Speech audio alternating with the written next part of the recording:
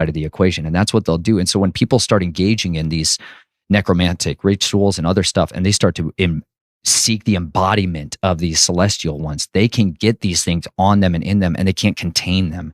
And some of these guys who are messing with this stuff, who don't come from the bloodline, are incapable of cohabitating like a parasite, and they feed off of each other and they can't handle it. And so that's why families are recruited from these bloodlines, and children are recruited out, even if they don't know anything about it. Like you said, the vast majority of people who come from these bloodlines, there's a lot of muddying of the waters. There's a lot of purity that's been changed. There's a lot of half-breeds. There's a lot of quarter breeds, right?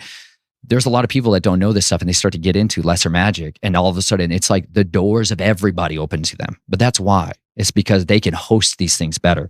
Whereas those that don't, they get taken over by this stuff, and they can't change back. They can't return, in a sense. Like, people become completely possessed and are incapable of expelling the darkness after that. And who do you turn to?